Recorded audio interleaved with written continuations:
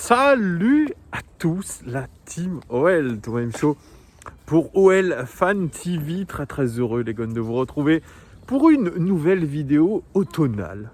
Je vis toujours dans ce fameux parc de la Cerisette, très calme, à la Croix-Rousse, les jolies couleurs d'automne. Regardez les arbres, ça c'est chouette, hein.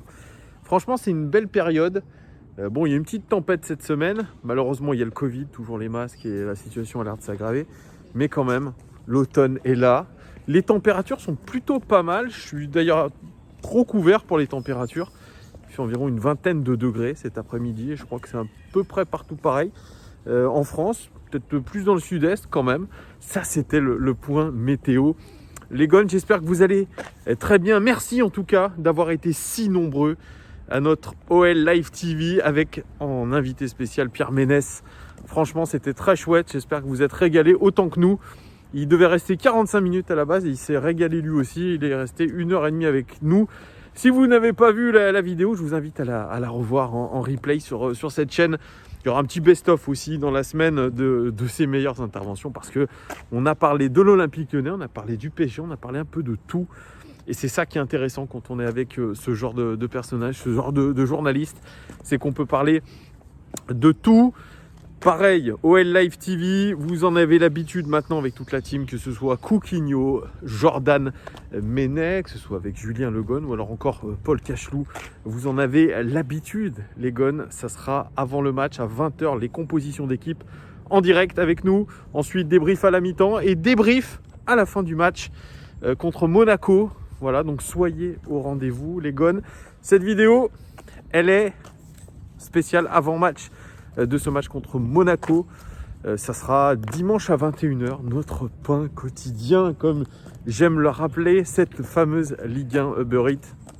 Nous avons qu'un match par semaine à jouer et l'enchaînement de ces 3 prochains matchs est absolument colossal. 4 prochains matchs même, Monaco, Lille, Saint-Etienne, donc ces 3 matchs, pardon, je me trompe, Monaco, Lille, Saint-Etienne, ça sera vraiment des matchs assez intenses, importants pour nous, parce qu'on doit absolument remonter au classement. Et grâce à Rennes, qui a perdu des plumes physiques en Ligue des Champions, ils ont perdu hier contre Angers 2-1 à domicile. C'est une occasion, une chance pour l'Olympique Lyonnais de revenir et de poursuivre cette, je dirais pas une série, parce qu'on n'a pas fait de série pour l'instant, mais en tout cas, faire un deuxième match avec une victoire.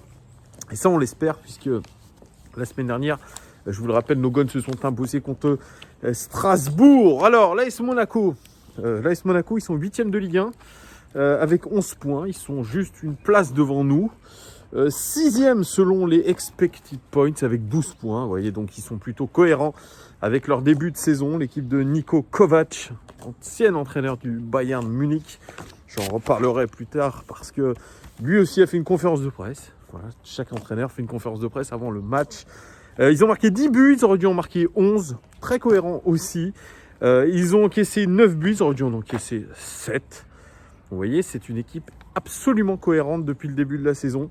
Au niveau du PPDA, ils sont à 7,51, ce qui est plutôt pas mal du tout. Ils sont 2e derrière l'Olympique Lyonnais, qui a le meilleur pressing de Ligue 1.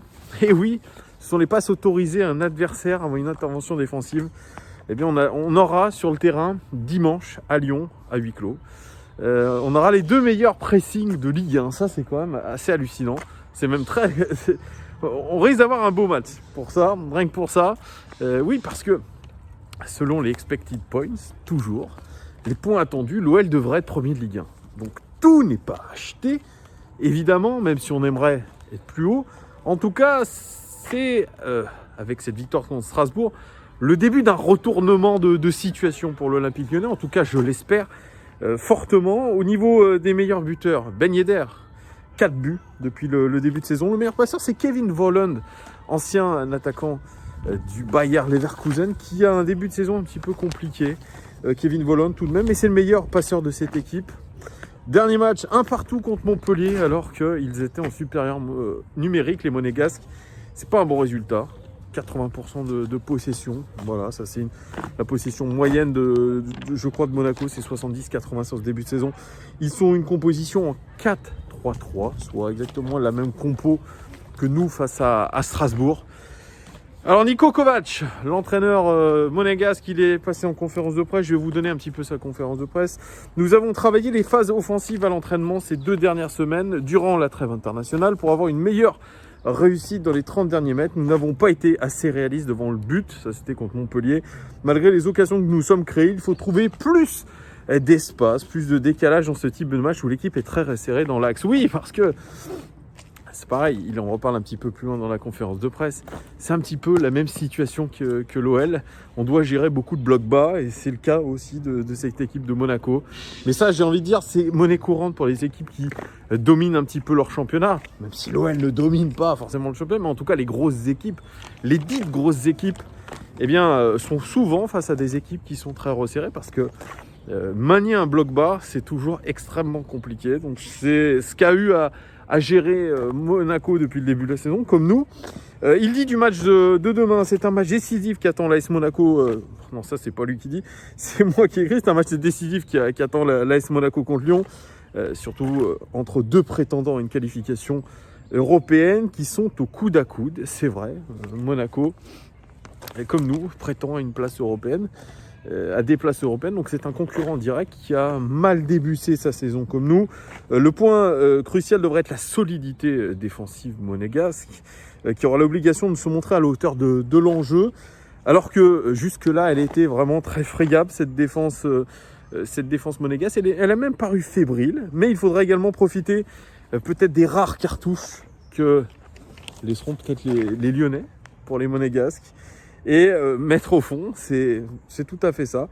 C'est un exercice vraiment difficile qu'ont les monégasques actuellement. Vraiment, on a des similitudes entre les deux équipes.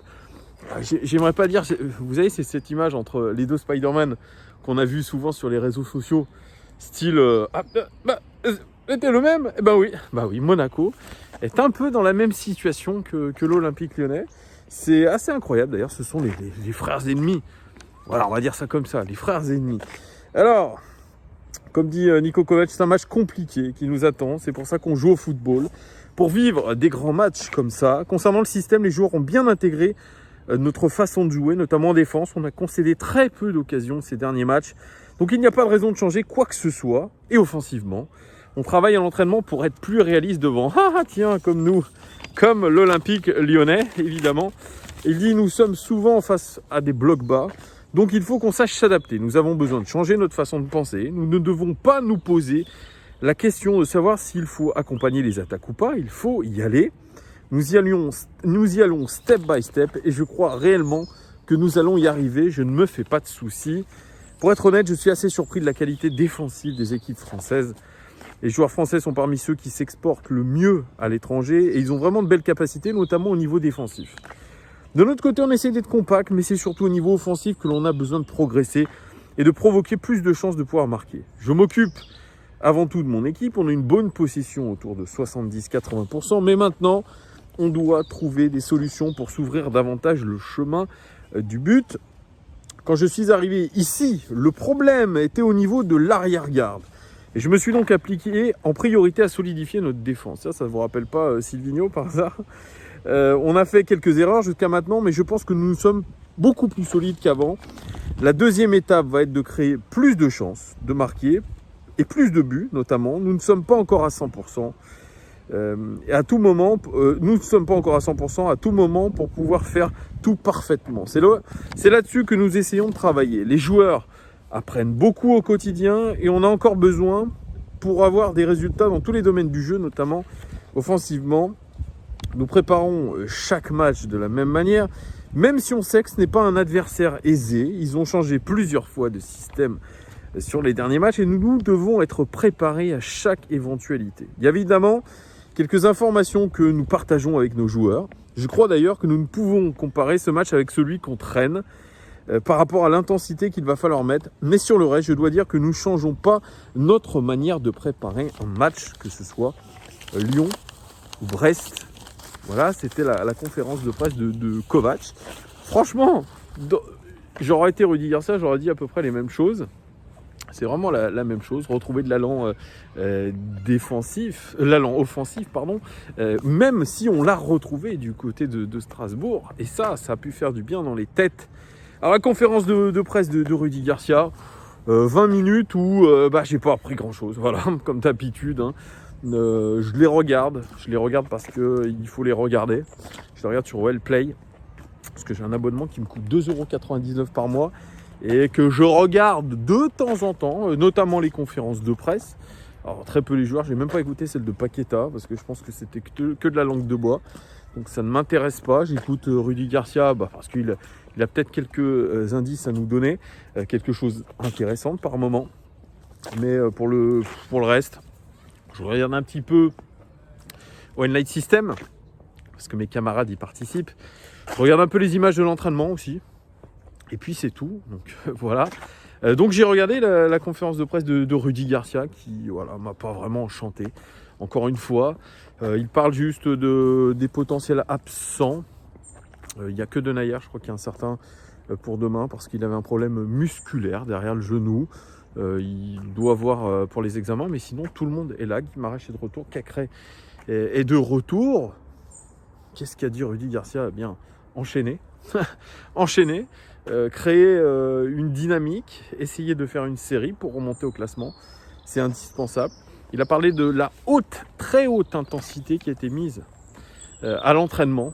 Et c'est là où il est très satisfait. C'est que normalement, puisque les joueurs se sont entraînés à haute intensité cette semaine, eh bien, ils devraient être capables de remettre cette intensité nécessaire face à Monaco, puisque, évidemment, il l'a précisé, mais on joue comme on s'entraîne. Mais moi, je pense que de toute façon, ce qu'il faudra à nos joueurs, c'est des intentions très claires et donner vraiment du sens à ce qu'ils font. Et c'est comme ça qu'on arrivera à faire un résultat parce que c'est une victoire aussi obligatoire. On a besoin de points, on a besoin de marquer le coup face à un adversaire direct pour l'Europe. On a besoin de se remettre dedans, dans une grosse affiche. Et c'est le moment. Alors, il a aussi parlé de cette concurrence. Il dit que c'est une concurrence saine et il y a besoin de cette concurrence dans cette équipe. Oui, parce que regardez, cet effectif qu'on a, il est absolument pléthorique, notamment au milieu de terrain. Je disais que peut-être, potentiellement sur le papier, on a le meilleur milieu de terrain de France, peut-être devant aussi le Paris Saint-Germain. Quand on voit les peintres qu'il y avait contre Manchester United, les Idrissa Gueye, les Ander Herrera et les Danilo Pereira, on peut se dire qu'à l'Olympique Lyonnais, on a quand même quelques cartouches intéressantes au milieu. Qu'est-ce que va décider Rudy Garcia ? C'est difficile à savoir. Il a donné quand même un indice, un petit indice, je vais m'asseoir. Voilà, il a donné un petit indice concernant Paqueta. Paqueta, c'est un joueur axial. De ce qu'il en a vu quand il était au Milan AC, ce qu'il a vu à l'entraînement, effectivement, oui, c'est un joueur axial. Et c'est un joueur pour moi aussi qui doit jouer beaucoup plus proche des attaquants. Et non pas en milieu relayeur, même si on essaye de nous dire que Paqueta est capable de jouer relayeur, etc. Non, moi je veux le voir face au jeu, je veux le voir beaucoup plus proche de ses attaquants, je veux le voir faire des passes dans le dernier tiers du terrain. C'est là, je pense, qu'il peut être le plus intéressant. Est-ce qu'on va retrouver un schéma en 4-3-3 ou en 4-2-3-1 ? Écoutez, moi j'aimerais bien voir un 4-2-3. Voilà. Charnière centrale, Marcelo, Denayer. Si Denayer n'est pas rétabli, ce devrait être le jeune Sinali Diomandé, puisque Belhamri montre qu'il a de l'envie à l'entraînement, paraît-il c'est un guerrier, mais physiquement il a besoin d'être retapé, ce sont les mots de Rudy Garcia. Sur le côté droit, eh bien franchement, j'aimerais bien voir un Descheglio et voir notre ami Dubois manger un petit peu le banc. Voilà, manger un petit peu le banc et voir Descheglio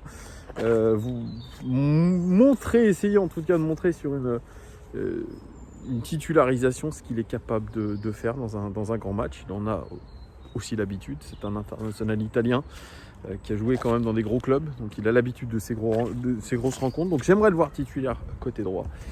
À gauche, je verrais bien Melvin Barr, puisque Melvin Barr est de retour. Voilà, il est de retour dans l'équipe. Donc moi, j'aimerais bien voir Melvin Barr suppléer Maxwell Cornet. Voilà, ça suffit aussi, Maxwell Cornet. On en a un petit peu marre, mais bon, c'est dans l'idéal, hein, je vous le dis. Double pivot, eh bien c'est là où il y a un casse-tête énorme. Moi, j'aimerais bien revoir Maxence Cacré. Et j'aimerais bien voir Maxence Cacré aligné avec Thiago Mendes. Thiago Mendes, voilà, il faut le récompenser de sa belle prestation contre Strasbourg. Donc, pourquoi pas mettre un milieu de terrain Cacré Thiago Mendes. Voilà. Ensuite, je mets en milieu de terrain offensif, en tout cas en meneur de jeu, je mets Lucas Paqueta. À gauche, je mets Oussem Aouar. À droite, ça c'est un casse-tête. Ça c'est un casse-tête. C'est un casse-tête. Mais je pense dans l'idée de Rudy Garcia, s'il a mis 2 buts, c'est qu'il a pris un totem d'immunité encore plus que ce qu'il avait avant, c'est Toko Ekambi. Donc à gauche, Oussem Aouar, à droite, Toko Ekambi, puis en pointe, eh bien ça sera Memphis Depay. Parce que Dembélé, bon, je pense qu'il y a un petit problème avec Dembélé. Et puis surtout, il n'a pas de confiance. Et malheureusement, ça risque d'être un enchaînement assez incroyable pour lui. C'est que s'il ne marque pas, s'il ne joue pas, eh bien là, ça va plonger. Mais bon, de ce qu'a dit Rudy Garcia, il fait confiance quand même à Dembélé. Il dit que tous les joueurs qui rentrent potentiellement ont cette capacité à faire changer un match. Oui, c'est pour maintenir tout le monde concentré sur le groupe, concentré sur le match. Mais malheureusement, et bien sûr, il y aura, avec un match par semaine, des déçus. Par exemple, du Ryan Cherki, qui risque d'être déçu. Ryan Cherki, je ne le vois pas débuter contre Monaco. Je le vois encore comme une cartouche. Ça sera le cas de Dembélé, je pense aussi. Après, on a un joli banc quand même. On a un joli banc. On aura du Gian Lucas, on aura du Guimarães sur le banc. Maxwell Cornet qui peut aussi être un peu plus haut sur le terrain. Voilà, c'est ma composition d'équipe. Dites-moi vous si vous pensez que ce sera cette compo que va faire Garcia. En tout cas, ce match contre Monaco, il est important. Il est importantissime. On doit absolument se motiver. Et si on écoute ce qui a été fait cette semaine à l'entraînement, bien normalement, on devrait faire une masterclass. Donc, je suis un petit peu plus confiant que les semaines précédentes, parce que cette victoire comme Strasbourg, elle nous donne une dynamique. Sauf que, comme je vous l'ai dit, il va falloir se concentrer sur nos intentions. Quelles sont nos intentions de jeu ? Donner du sens, ça c'est deux mots-clés que j'aimerais donner. Donner de l'intention, intention et sens. Donner du sens à ce qu'on fait. Donc les joueurs doivent absolument rester concentrés sur cet objectif-là. Non, c'est fini le mercato, toutes ces conneries, machin. Maintenant, on doit remonter la pente. Parce que quand on voit la Champions League et qu'on n'y est pas et qu'on voit que les équipes françaises, eh bien, ça patauge dans la gadoue. Moi, j'ai un petit peu les boules. Parce que de ne pas voir l'Olympique Lyonnais, ça me fait mal quand je vois la prestation apocalyptique de Marseille contre Olympiakos. Quand je vois la bonne prestation quand même de Rennes, séduisant contre Krasnodar, mais ça reste Krasnodar.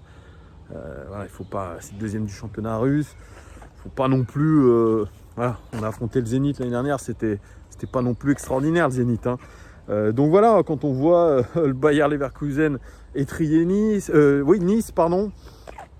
quand on voit tous ces clubs français, Lille, plutôt satisfait, c'est vrai, en Coupe d'Europe. Mais on se dit que l'OL, quand même, nous manque en Coupe d'Europe. Franchement, une saison sans Coupe d'Europe, ça fait mal. Voilà, simplement, je vous le dis, c'est une saison particulière. J'en ai marre d'ouvrir ma télé le mardi et le mercredi et de me dire que ça sera d'autres clubs français. Je continue à suivre, bien sûr. Mais l'OL se doit de retrouver cette Coupe d'Europe. Non, Jean-Michel Aulas, ce n'est pas injuste que l'OL ne soit pas en Ligue des Champions cette saison. Parce que le classement a été fait sur un quotient. Parce qu'on n'a pas donné tout ce dont on pouvait. Je ne sais pas si c'est très français, mais vous m'avez compris. Je pense qu'on n'a pas tout donné. On n'a pas donné le maximum la saison dernière. On s'est chié dans les bottes. Voilà, on s'est chié dans les bottes. On s'est tiré une balle dans le pied. Donc non, ce n'est pas injuste. Non, ce n'est pas injuste, Jean-Michel Aulas. Je pense qu'il faut arrêter de se justifier et de faire le FC ouin-ouin. Il faut voir la vérité en face. C'est que si nous ne sommes pas en Ligue des Champions ou en Europa League cette saison, c'est que nous ne le méritions pas. Et on devra prouver sur ce championnat que nous le méritons. Et ça passe par une victoire contre Monaco, ça passe par des séries, ça passe par le fait que les clubs qui jouent la Champions League jouent tous les 3 jours, même l'Europa League, ils jouent tous les 3 jours. Et que là, en ce moment, en plus, c'est chaque semaine, je crois, comme le calendrier est assez resserré. Donc, j'attends férocement que cette équipe de l'OL se réveille et nous fasse une série, en tout cas Je suis plutôt positif avec ça. Moi, je vois une victoire contre Monaco. Voilà. Peut-être que je me trompe. J'espère ne pas me tromper. Je suis optimiste. Je vois une victoire 2-1. But de Memphis Depay. Et le deuxième but, je vois bien un but de Maxence Cacré. On verra si je... oui, puis dans les cages, j'ai pas nommé le gardien, mais vous vous en doutez, c'est Lopez qui sera dans les cages, vu qu'il nous a fait une prestation absolument exceptionnelle. La dernière fois, il sera dans les cages. Voilà les gars, dites-moi vous votre composition d'équipe, est-ce que vous êtes d'accord avec moi ou alors vous verriez autre chose, et puis donnez-moi surtout votre pronostic. Il ne me reste plus qu'à vous souhaiter un bon début de week-end ensoleillé. Il fait bon, hein, franchement il fait top. Hein. Ça c'est des vrais temps d'automne qui font plaisir. Vraiment, je suis refait. Voilà, vraiment, là on est bien. J'ai l'impression d'être dans une forêt en pleine ville, donc ça c'est top. Voilà, donc profitez de votre début week-end. On se donne rendez-vous demain 20h pour les compositions d'équipe sur OL Live TV. À demain les gars. Ciao. Merci de votre fidélité. Ciao.